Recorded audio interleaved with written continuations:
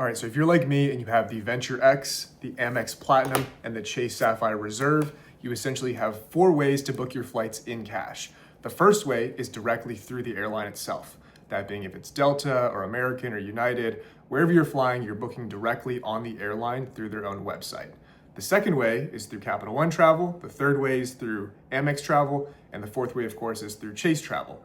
Now, you might be wondering, if you have to use cash to purchase your ticket, is it better to use one of the portals or to book it directly through the airline, or which portal you should use? So most of my videos, I realize I talk about specifically how to use your points and transferring them to get the most value. But sometimes if you just don't have the points, or if there's better value to be had in a cash price ticket, this can make a lot of sense. As I've talked about previously, especially for domestic flights, traveling somewhere in the US where it's not that far, oftentimes you get better value booking a cash price ticket directly with the airline or even through Capital One Travel or Amex Travel or what have you, because there's not much value to be had by transferring your points that way. And it simply doesn't make sense if you have to spend half a day looking for a good value when you could spend $50 just to buy the flight. So the first way I'm going to touch on briefly, which is booking directly with the airline itself. Now I'm going to start sharing my screen here with you guys so you can see in real time how I would do this if I was looking for a domestic service flight and looking whether I want to book on a portal or directly with the airline. So for the first way, which is booking directly,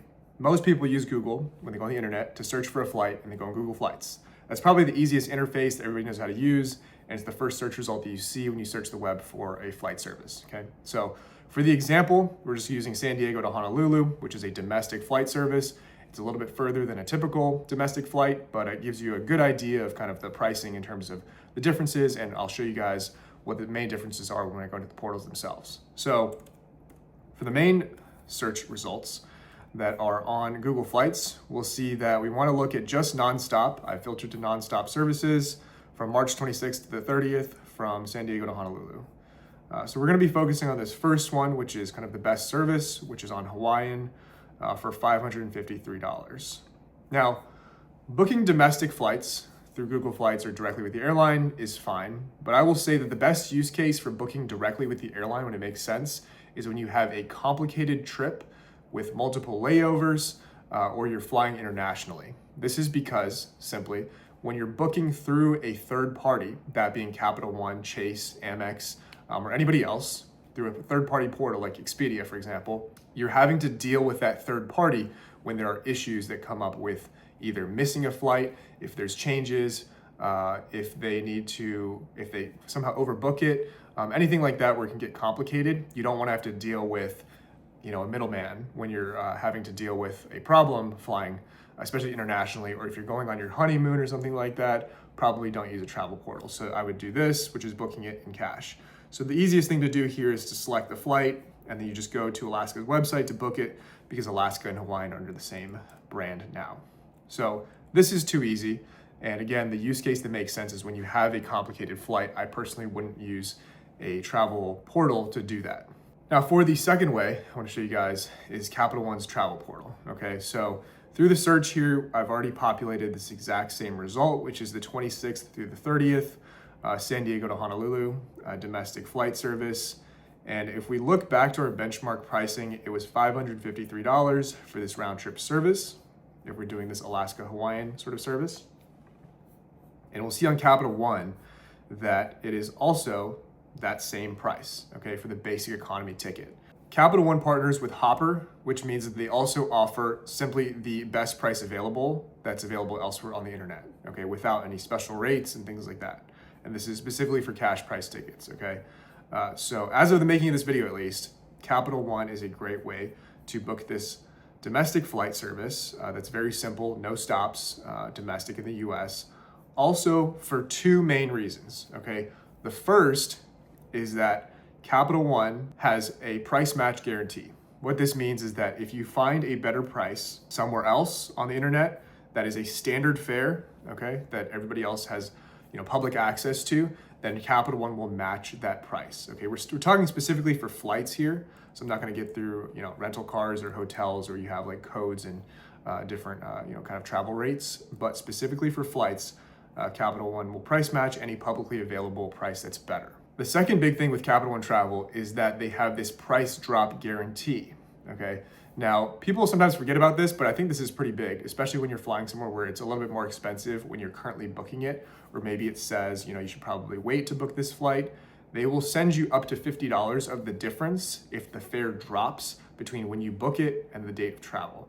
Now, this has happened to me more than once, and this $50 credit that gets applied to my account is actually pretty useful because it's just the same as any Capital One travel credit that you get for, the $300 a year with the Venture X.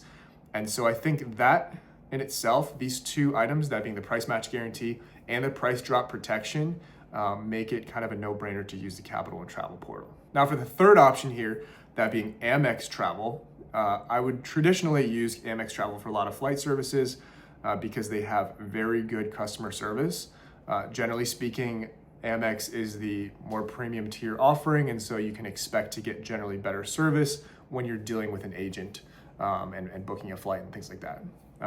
Now you will see here that the flights are significantly more expensive than they were in cash through the airline directly or on Capital One's portal, which is somewhat of a problem because, what is this, $200 extra dollars? Well, more than $150 extra dollars just to book on Amex. I personally wouldn't do that to get better customer service. There are instances where Amex travel has good, these insider fares kind of situation. But if you want to make it simple for yourself, Capital One travel beats Amex in this regard, specifically for this domestic flight use case, okay? If we're looking a little bit further into more complicated flights or international services, there are times where it can be good to use Amex travel, specifically because their customer service is much better and you can expect to be actually helped if there is a problem with your flight. But just doing this direct comparison, I think there's a clear winner here. Now for the third travel portal and the fourth option here, that being the Chase travel portal, unfortunately, this isn't much better than Capital One either, okay? So if we're looking at the same service, the 7 a.m. to 10:25 a.m. service for the departure, that being the same as what we looked at for our baseline ticket pricing, the same thing costs a little bit more in main cabin basic at $567 versus $553. And you'll see generally that the pricing scales with the different options that we see here on Google Flights for the direct pricing. So once again, Chase Travel does not offer, just like Amex Travel also does not offer, the price drop protection as well as the price match guarantee. Chase Travel used to partner with Expedia for the results here, just like Capital One currently does with Hopper.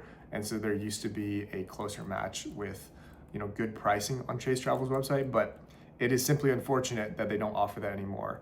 And you have to pay sort of a surcharge to book through their travel portal with no added benefit. There's no price drop guarantee or anything like that. Of course, Chase's travel portal is what I would personally use to book any points flights, or rather to book an award redemption directly through one of these travel portals, whether it's Chase, Amex, or Capital One. I wouldn't do that unless there's no better option, by transferring points, because that's the best value to be had. But because of the 50% increase with the Chase Sapphire Reserve that you get to book on Chase's website for those flights, it can be a good option with points. But with cash, not so much. So this is a pretty simple video. This is more of like a PSA than really like a how-to that essentially, as of making this video, Capital One Travel is certainly the way to go, especially if you're looking for just a simple way with price drop guarantee and price match. Like, I don't need to say that again, but I think those two things alone make it pretty good value through a very straightforward way to book your flights. And again, for the international use cases, and when you have a more complicated service where you have multiple stops and the possibility of missing a layover or something like that, I would just book directly with the airline. You can then just use your Amex, Chase, or Capital One card to pay for that flight and still get the point multiplier with the points. So generally, I think there are use cases where it makes more sense to book directly in cash with the airline itself. But if it's a simple service that you want to just use your Capital One travel portal, that's the way I would go outside of cash price ticket directly with the airline. So hopefully you guys enjoyed the video, and I'll see you guys soon.